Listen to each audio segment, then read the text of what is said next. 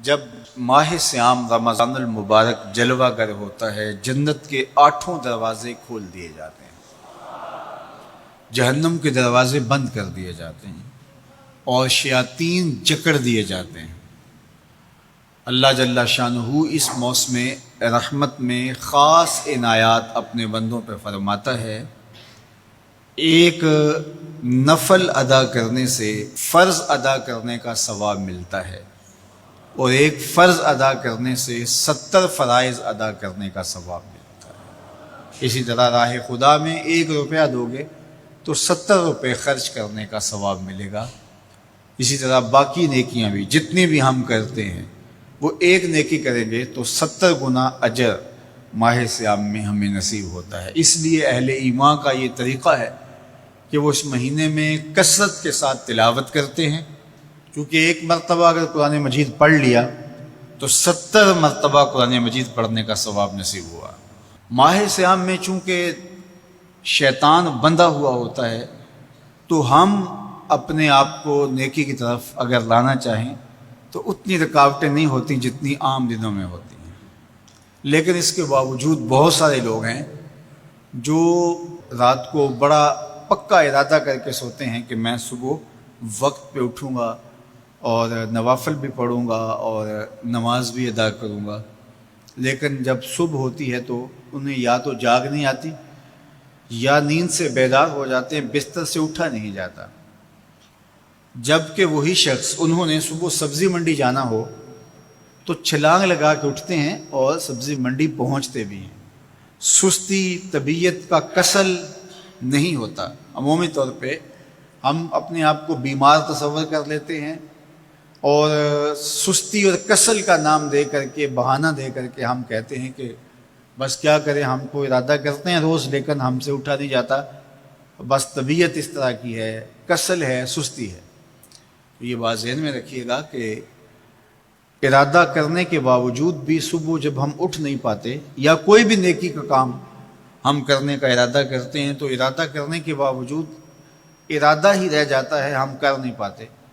تو اس کا سبب یہ ہوتا ہے کہ بہت سارے ہم گناہ کر چکے ہیں اور ان گناہوں کی وجہ سے ہم نیکی کی توفیق نہیں پاتے۔ حضرت حسن بصری رضی اللہ تعالی عنہ نے یہی وجہ اس کی بیان فرمائی ہے۔ تو اس کا بہترین طریقہ یہ ہے کہ توبہ کی جائے، اور توبہ بھی سچے دل سے کی جائے، رو رو کے اللہ سے گناہوں کی معافی مانگی جائے، اور سچے دل سے جب توبہ کی جائے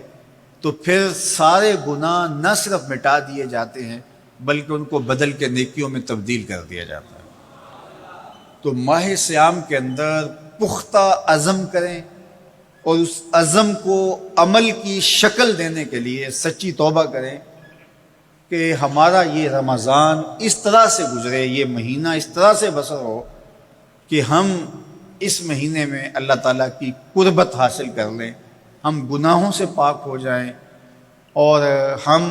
جو ثمرات ہیں، جو فوائد ہیں اس مہینے کے، وہ ہم سمیٹ سکیں۔ تو یہ وہ مہینہ ہے جس کے انتظار میں میرے اور آپ کے آقا و مولا اپنی آنکھیں لگائے ہوتے تھے اور دن گن گن کے وقت گزارتے تھے کہ ماہ سیام آ رہا ہے۔ تو اس مہینے کا عزت کے ساتھ، تکریم کے ساتھ، اعزاز کے ساتھ استقبال کرو اور اس کو پلکوں پہ بٹھاؤ، اس کو دل پہ بٹھاؤ۔ اس مہینے کی تکریم یہ ہے کہ اس میں ہر برا کام چھوڑ دیا جائے۔ اگر کوئی شخص برا کام نہیں چھوڑتا اور روزے رکھتا ہے تو میرے اور آپ کے آقا و مولا کا ایک فرمان سن لیجئے، من لم یدع قول الزور والعمل بہ فلیس للہ حاجۃ فی ان یدع طعامہ وشرابہ۔ فرمایا کہ جو جھوٹ اور برے کام نہیں چھوڑتا، اس کے بھوکا اور پیاسا رہنے کی اللہ کو کوئی ضرورت نہیں ہے۔ تو روزہ خوراک بچاؤ مہم نہیں ہے جو چلائی جاتی ہے، بلکہ یہ تزکیہ نفس کا موسم ہے، باطن کی صفائی کا موسم ہے۔ اور باطن کی صفائی نہیں ہوتی جب تک ہم کوشش کریں۔ آپ کے بدن پہ بہت ساری میل چڑھی ہوئی ہے اور جمی ہوئی ہے بدن کے ایک ایک عضو پہ میل، تو آپ پانی میں چھلانگ لگا کے باہر بھی آ جاتے ہیں تو میل نہیں اترتی، چلو کچھ نہ کچھ فرق تو ضرور پڑ جاتا ہے، لیکن میل نہیں اترے گی۔ میل کب اترے گی؟ جب آپ اپنے بدن کو مل مل کے اس کے اوپر صابون لگا کر کے اچھی طرح سے اس کو جب اتاریں گے محنت کوشش سے، تو پھر آپ کا بدن مہک جائے گا، ہلکا پھلکا ہو جائے گا، میل اتر جائے گی۔ یہ موسم رحمت ہے، اللہ کی رحمتوں کا می برسے گا، اس سے کچھ نہ کچھ فائدہ تو ہوگا ہی، لیکن حقیقی فائدہ وہی حاصل کرے گا جو اپنے گناہوں کو مل مل کے دھوئے گا اور اپنے آپ کو صاف کرنے کی کوشش کرے گا۔ تو اپنے من کے میل اتارنے ہیں، اپنے باطن کے میل اتارنے ہیں، اپنے اعمال کی درستگی کی کوشش کرنی ہے۔ صلاۃ التراویح